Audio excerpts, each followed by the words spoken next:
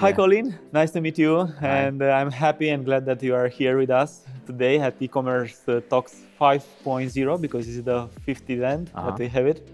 How was the experience for you? How you find this event of e-commerce from Romania, from Bucharest? Okay. Well, firstly, thank you for the invitation. Welcome. It was very good.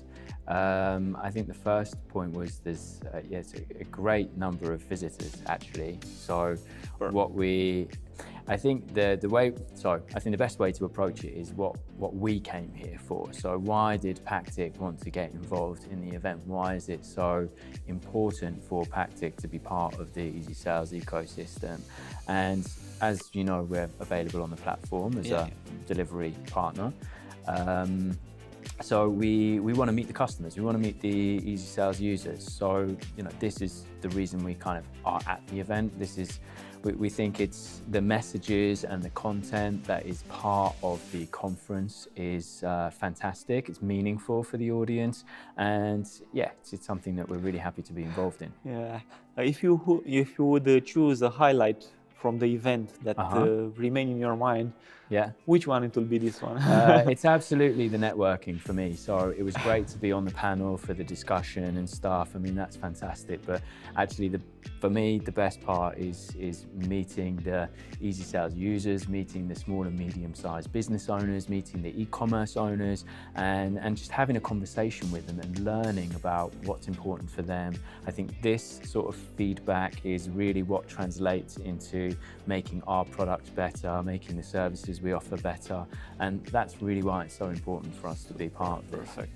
And if you would like to send a message to our community from your perspective, from Pactic perspective, in order to help them to evolve and do something better, which one will be this? I think that's a good question. I think what we are trying to do, so without obviously promoting our services, which I would love to do endlessly, but I think what we want to encourage the easySales community to do is to start selling cross-border, to really take advantage of all of the marketplaces which are available on your platform, not just keep within this within the inner region. Let's not keep just Hungary, Romania, Bulgaria. Let's expand. We can do this internationally. The tools are there. The services, certainly on the delivery side, are there from Pactic. So we really need to kind of let's give people the encouragement and the more or less motivation. They have anything they want and need in order to only start to they just need to start enter a new market. It shouldn't be that difficult to do so, and I think everything is there ready for them. So just need to give them a little push. And that was the reason, in order to make it so international, in order to see, look, it's much easier than any time in order to start selling it abroad. Exactly. There is a lot of successful e-commerce companies out there doing cross-border. It feels like a big jump. This feels like there's some language barriers, but we need to give people the courage and the merchants, the sellers, the courage to take the next step. We made, actually, it's the 5th edition, and when we started 5 years ago, only 5% of our customers were selling abroad. And now? Unfortunately, it didn't grow as much as we would like, but now it's 35% of them. Oh wow, that's good. That's still good growth. And many others, they want to do the same because they see the example for that one that already That's started. it. This is not mission impossible, so I think it's I think it will be a trend in the next year. I think now is really the time, as what we see certainly is that the average shipping volume per customer is getting lower, and it has been getting lower. The e-commerce market, however, is not shrinking. E-commerce continues to grow, but what's happening is that the mentality of the e-commerce companies' customers is that there is a borderless world that they're shopping from, whether the products are coming from China or the Czech Republic or from Poland or from Slovenia. Now it's not really a thing. where the item's coming from, because the delivery's fast, they can still pay with cash on delivery. Yeah. So this is something that I think needs to be adopted. It's much more standardized now than in the past, and then that it makes it much easier. Exactly. The tools are there, so the deliveries are fast, the parcels can be returned without too much trouble. Yeah. And looking forward for the future, from your perspective, what do you know about what will gonna be the next big thing in the future? For Pactic? For Pactic or for e-commerce especially?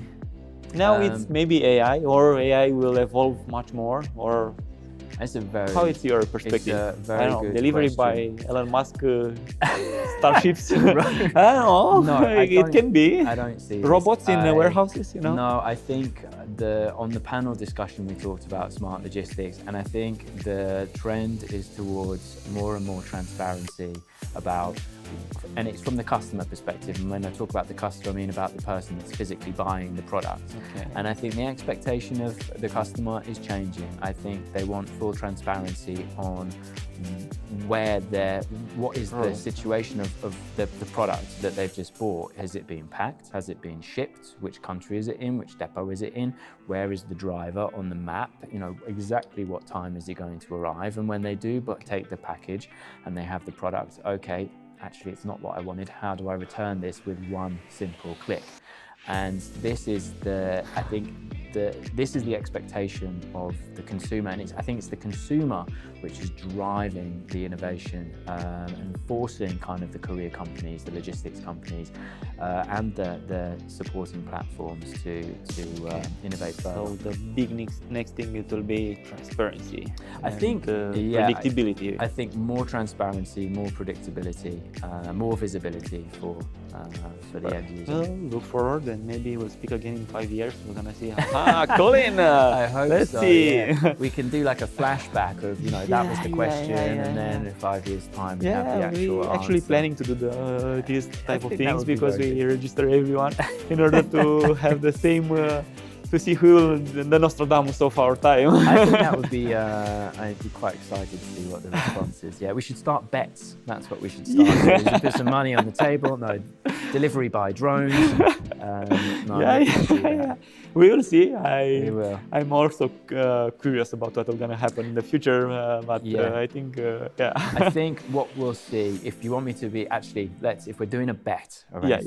I think what I see in the UK. So when I go back to visit my family in the UK, actually, it's the deliveries. They're not 24/7. But they are 7 days a week, and the drivers are coming up to about 8 or 9 o'clock in the evening. So, Sunday evening, you're sitting there having your cup of tea and your biscuit, watching the soap opera on the TV, and there's a knock on the door on Sunday, and it's the drivers delivering your package. Because I think in the UK there's a different approach at the moment to when the parcel can be delivered, and I think slowly we'll start to see that coming over. But with the impact of the lockers everywhere, also in the UK and Hungary. The UK is also the UK is a little bit different, because the